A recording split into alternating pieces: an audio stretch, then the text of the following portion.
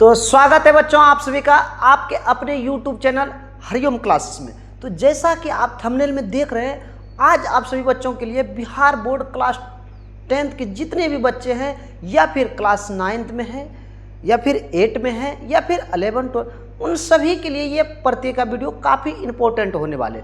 तो सभी बच्चे ध्यानपूर्वक से इस वीडियो को पूरा वॉच करें ताकि आपको जो है इस वीडियो में जो बताएंगे आज आपको पूरी तरह से समझ में आ सके। साथ ही साथ सबसे पहले आप सभी बच्चे वीडियो को शेयर करके चैनल को सब्सक्राइब कर दीजिए। जो बच्चे नए आए पहली बार आए इस चैनल पर, और ऑल घंटे को भी ऑन कर लीजिए। तो चलिए हम वीडियो को स्टार्ट करते हैं और पूरी तरह से इस वीडियो को शुरू से अंत तक आप लोगों को वॉच करना है।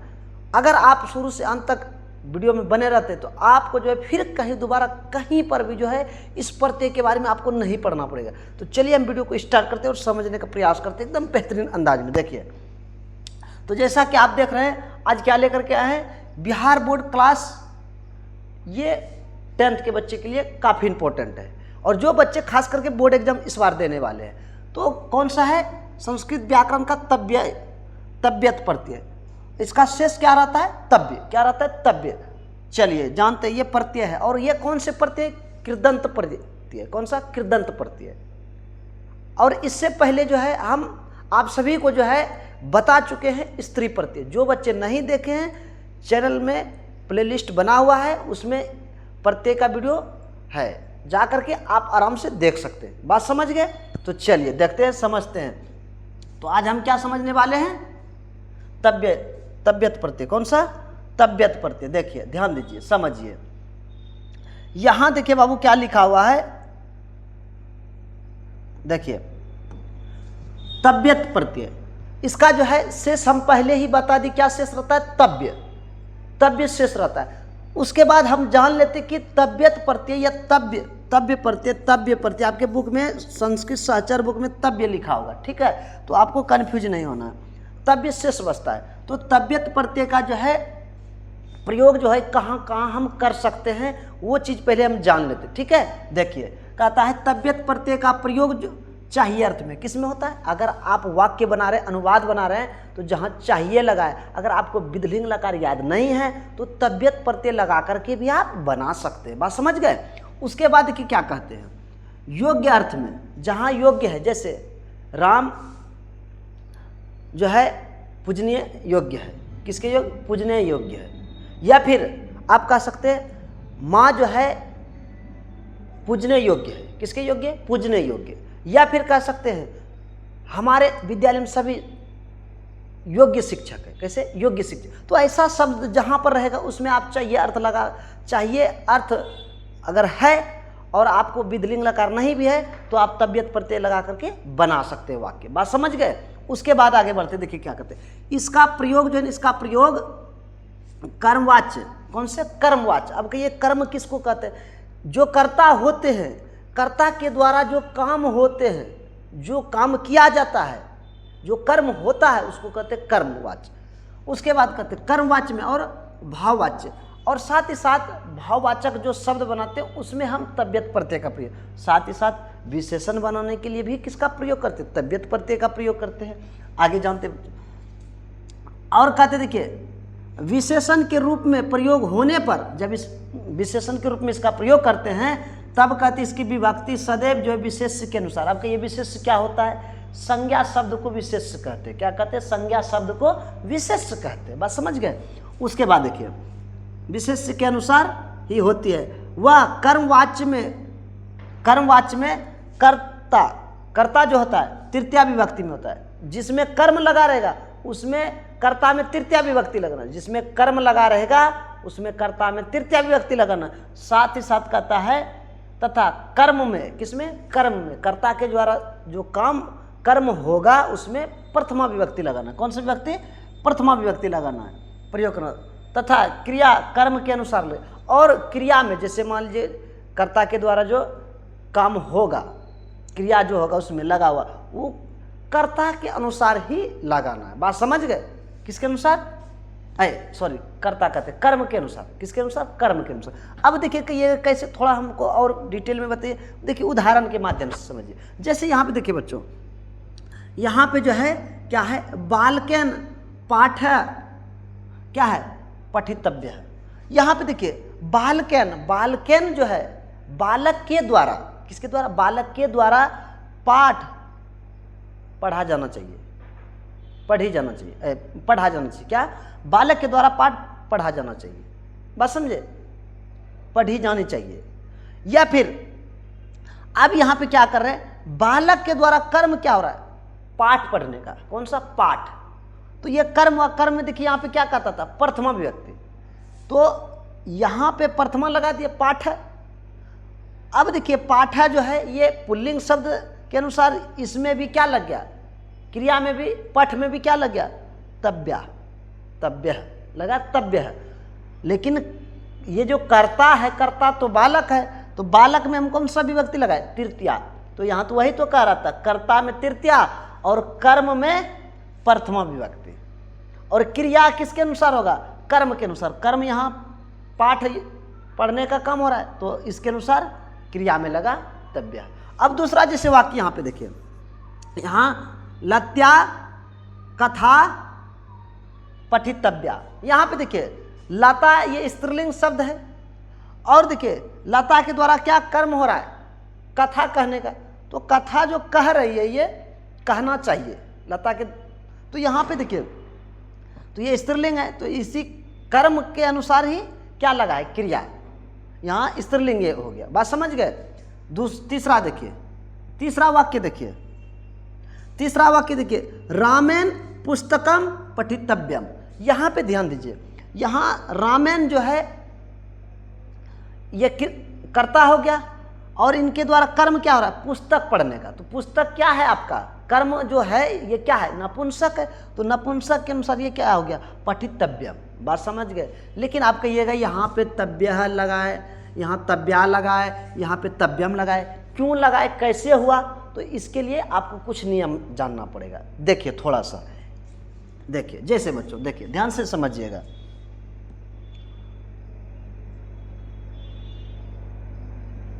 देखिए यहाँ पे समझिए, उसके बाद जो है आप भी समझ जाइए कैसे बनेगा, कैसे हम किसी जो है धातु में कैसे हम तव्यत प्रत्यय का प्रयोग करेंगे, बात समझे, किसी भी धातु में तव्यत प्रत्यय का कैसे हम प्रयोग करेंगे, समझिए बात।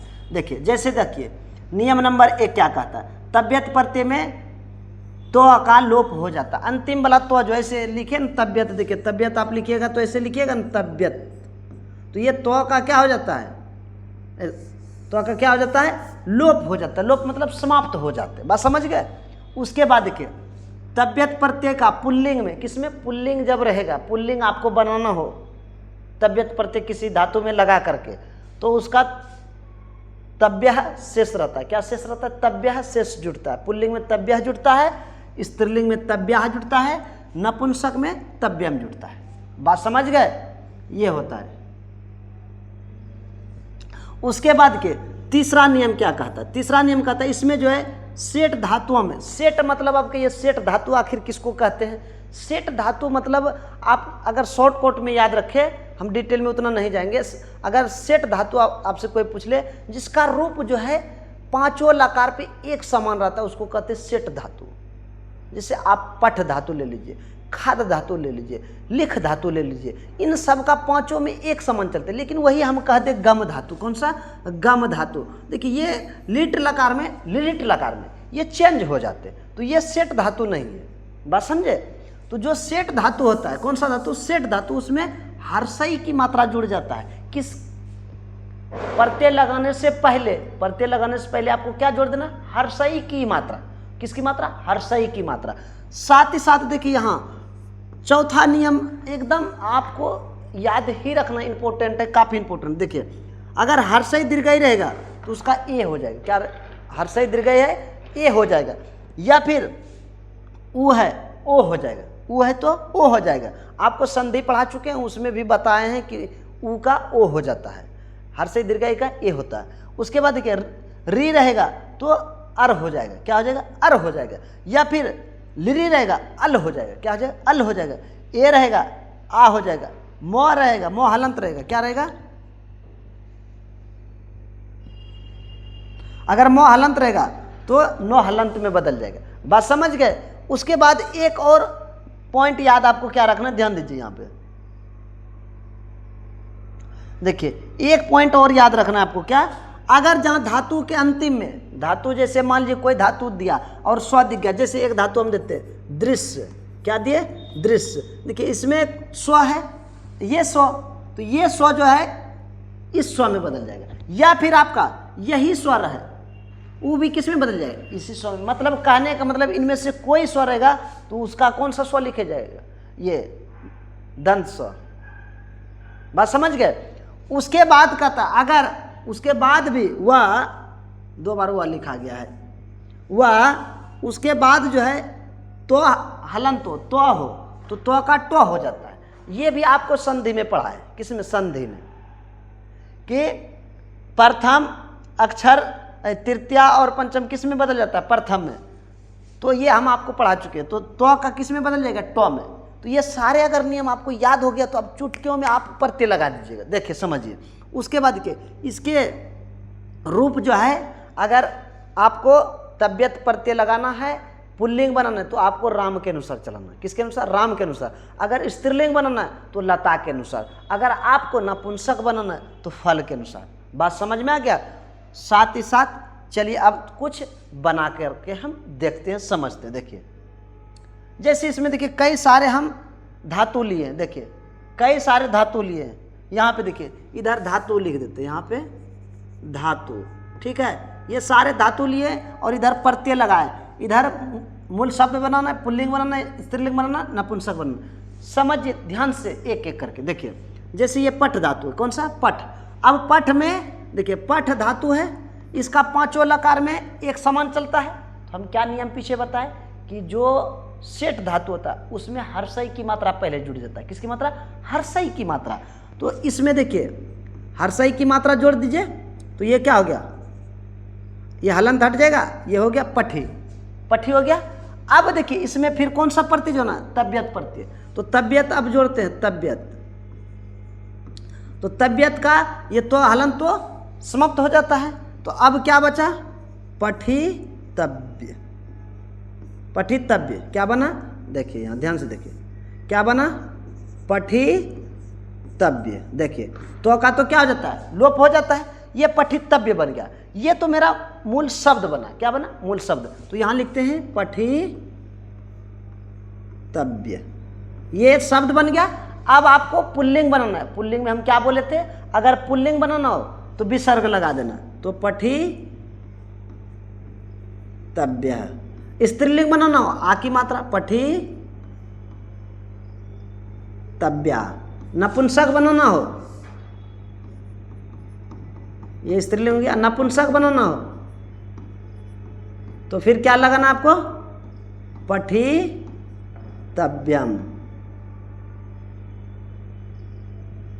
ठीक है।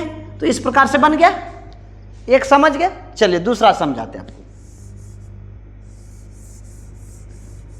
देखिए दूसरा जैसे यहाँ पे दा धातु है। अब देखिए दा धातु जो है ये लीट लकार में बदल जाते हैं, तो ये सेठ धातु नहीं है, तो इसमें हर्षई की मात्रा भी नहीं लगेगा, इसमें हर्षई की मात्रा भी नहीं लगेगा।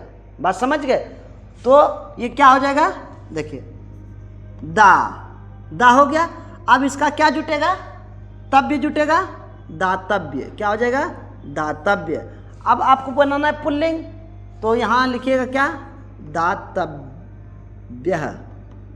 स्त्रीलिंग बनाना है, दातव्या, दातव्या। नपुंसक बनाना है, दातव्यम। देखिए इस तरह से बन गया। अब देखिए इसके बाद ये देखते हैं, ध्यान दीजिए। यहाँ पे देखिए, यहाँ पे जब ये बनाते हैं हम, ध्यान से समझिएगा। देखिए जब ये देखते हैं तो यहाँ पे कौन सी मात्रा है, देखिए तो यहाँ पे कौन सी मात्रा है, तो यहाँ पे आ की मात्रा है, आ की मात्रा है ना, आ किस में बदल जाएगा, आ में ही। तो ये तो आ ही रह जाएगा। उसके बाद देखिए ये हो गया धाव, धाव। अब देखिए ये तो धाव हमेशा एक ही जैसा चलता है, तो यहाँ क्या आ जाएगा, धावितव्या, धावितव्य, धावितव्य। धावितव्य होगा ना। अब स्त्रीलिंग बनना, नपुंसक बनना, सारे बन जाएगा। उसके बाद देखिए अगला, जैसे हस है तो हस भी चलता है सब में एक समान, तो क्या आ जाएगा? हसितव्य, हसितव्य, हसितव्या, हसितव्या, हसितव्यम, हसितव्य, हसितव्य, हसितव्या, हसितव्यम। बात समझ गए? उसके बाद जैसे क्री धातु, ये समझाते हैं आपको, जैसे क्री बोला है, एक इसको समझाते हैं। देखिए क्री, जैसे क्री है, क्री तो री जो है, री हम क्या बताए थे, री, ये जो री की मात्रा, ये री, ये बन जाता है किस में? अर में हो जाता है। किस में? अर में हो जाता है। अब समझिएगा, ये समझना जरूरी है। तो ये इससे री की मात्रा हट गया, तो अब बताइए क्या बचा आपके पास? को बचा, को हलंत, और ये री का क्या हो गया? अर। अब देखिए इसमें आपको अर जोड़ना है, तो जब अर जोड़िएगा तो अ इसमें जुड़ जाएगा, तो ये हो गया पूरा को, हो गया ना। देखिए ये हो गया, को हो गया। उसके बाद देखिए इसमें प्रत्यय फिर कौन सा जोड़ना? तबियत प्रत्यय, तबियत, तो तब्य जुटेगा। तो देखिए ये रो बच गया है, अभी रो बचा है ना, ये तो को इसमें जुटा और रो बचा है, तो रो इस पे आ जाएगा, रेप पे, तो ये हो जाएगा क्या? देखिए मात्रा होगा कि नहीं? कर्तव्य। बात समझे? क्या होगा? क्री। देखिए जब इसमें जुट गया तो अब ये ऐसे बन गया, क्या बन गया? देखिए समझ गए बात? देखिए क्री बदल गया अर में, तो ये हो गया इस पर और तव्य, कर्तव्य। बात समझे? उसके बाद देखिए जैसे ये दृश्य धातु, ये दृश्य धातु समझिए। अब इसको तो बनाना आसान है, स्त्रीलिंग बनाना है, पुल्लिंग बनाना है। स्त्रीलिंग बनाना विसर्ग लग जाएगा और आकर की मात्रा लग जाएगा और फिर म लग जाएगा, बन जाएगा। अब इसको देखिए, इसको समझिए। देखिए दृश्य धातु है, कौन सी धातु? दृश्य। अभी तुरंत आपको बताए कि जहाँ स्व रहेगा ये वाला स्व, और ये इस स्व में बदल जाएगा, तो ये स्व में बदल जाएगा। तो यहाँ देखिए दृश्य, ठीक है, दृश्य। अब यहाँ पे देखिए ये स्व में बदल गया, तो ये क्या हो जाएगा? लिख दिए, और ये इस स्व में बदल गया। देखिए बदल गया, लेकिन ये हलंत है तो आधा है। अब जब आधा है और इसमें कौन सा प्रत्यय जोड़ना है? देखिए तो ये स्व लिख दिए, देखिए ये लिख दिए स्व। अब देखिए यहाँ पे तव्य जोड़ना है, तव्य जोड़ना है। ये तो आधा स्व है और ये तो है। देखिए हम क्या बोले, जब ये इसमें जुटेगा तो ये तो किस में बदल जाएगा? टो में, क्योंकि आपको बताए थे जब इन दोनों के बाद क्या दिखे? तो दिखे, तो टो में बदल जाता है, तो ये टो में बदल जाएगा। ये हो गया, बात समझ गए? तो ऐसे अब चलेगा, ये शब्द बन गया। अब पुल्लिंग बनाना है, विसर्ग दे दीजिए। स्त्रीलिंग बनाना है, आकार की मात्रा दे दीजिए। नपुंसक बनाना है, म में हलन दे दीजिए। आपका शब्द बन करके तैयार हो जाएगा इस तरह से। उसके बाद और एक बताते हैं आपको, जैसे देखिए तो ये हो गया कर्तव्य, ये हो गया आपको दृष्टव्य, ये हो गया आपका, देखिए ये शुरू, जैसे शुरू ऊ की मात्रा है यहाँ पे, ऊ किस में बदल जाएगा? ओ में, तो ये हो जाएगा किस में? ओ में बदल गया। कौन सा? ये ऊ की मात्रा, जो ये ऊ की मात्रा किस में बदल जाता है? ओ में। पीछे हम आपको बताए भी, समझाए भी, तो ऊ किस में बदल गया? ओ में। किस में? ओ में। अब देखिए, अब इसमें तव्य जोड़ दीजिए, तो क्या हो जाएगा? श्रोतव्य, श्रोतव्य। समझ गए? उसके बाद देखिए आगे समझिए, जैसे ये जी है, हम क्या बोले थे? हर्षई रहेगा या दीर्घई रहेगा, वो बदल जाता है ए में। किस में? हर्षई दीर्घई किस में बदल जाता है? ए में। तो देखिए यहाँ पे हर्षई है तो ये ए में बदल जाएगा, तो ये क्या हो जाएगा? जय। देखिए ये हो जाएगा मात्रा, वृद्धि संधि हो जाता है, और इसमें तव्य जोड़ दीजिए। अब जयतव्य। बात समझे? अब चलते रहेगा। पुल्लिंग बनाना है, विसर्ग दे दीजिए। स्त्रीलिंग बनाना है, आग की मात्रा। नपुंसक बनाना है, म में हलंत। बात समझ गए? इस तरह से। तो अब देखिए एक नियम और बचा है जो कि यहाँ पे है। देखिए सारे नियम आपको बता देते हैं। जैसे देखिए री भी बता दिया आपको, अब बचा है एक, ये जैसे नम धातु है, नम। हम क्या बोले थे, अगर मो हलंत दिखे तो वो नौ में बदल जाता है। किसमें? नौ में। तो यहाँ पे मो हलंत दिख गया तो मो किस में बदल जाएगा? नौ में। तो नौ हो गया, हलंत है तो आधा ही होगा। अब इसमें तव्य जोड़िए, तव्य जुटेगा तो ये हो जाएगा, देखिए नंतव्य। ये हो गया शब्द। इस प्रकार से आप हर एक को बना सकते हैं। तो इस तरह से हम आपको आज क्या बताएं, ध्यान दीजिए। पहले क्या बताया आपको, कुछ परिभाषा बताए जो कि भाववाचक किस, ध्यान दीजिए, किस में लगता है? आपका तबियत प्रत्यय अगर भाववाचक शब्द बनाना हो या फिर विशेषण बनाना हो या फिर कर्मवाचक, वहाँ भी प्रयोग होता है। और चाहिए अर्थ में या योग्य अर्थ में आपका तबियत प्रत्यय लगता है, जैसे उदाहरण में बताए। और साथ ही साथ इसमें क्या बताए, कर्मवाच में प्रथमा और कर्ता में तृतीया विभक्ति, कब जब तबियत प्रत्यय लगता है तब। उसके बाद फिर क्या आपको बताए, कुछ नियम बताए। जैसे में नियम में देखिए क्या कह रहा था, पहला नियम आपको क्या बताए, देखिए तो पहला नियम आपको बताए कि जब आप तबियत प्रत्यय लगाते हैं तो उसका तो का लोप हो जाता है, मतलब खत्म हो जाता है। और पुल्लिंग में आपको तव्यः, स्त्रीलिंग में तव्याः, नपुंसक में तव्यम जोड़ते हैं। बात समझ गए? साथ ही साथ इसमें सेठ धातु में हर्षई की मात्रा जुट जाता है, हर्षई की मात्रा अपने आप जुट जाता है। उसके बाद धातु के अंत में अगर क्या बताए, हर्षई रहे दीर्घई रहे ए में बदल जाता है। अभी जैसे प्रयोग करके भी बताया आपको। साथ ही साथ उ ओ में बदल जाता है, री अर में बदल जाता है, लिरी अल में बदल जाता है, ए आ में बदल जाता है, मो नौ में बदल जाता है। उसके बाद भी एक नियम आपको और बताए, क्या बताए, देखिए ध्यान दीजिए कि धातु के अंत में अगर स्वर है, ये स्वर है, दोनों स्वर इसमें इस स्वर में बदल जाता है। साथ ही साथ अगर तो हलंत है तो टॉ में बदल जाता है। उसके बाद क्या बताए, इसका रूप जो है राम के अनुसार पुल्लिंग, लता के अनुसार स्त्रीलिंग चलेगा, नपुंसक फल के अनुसार।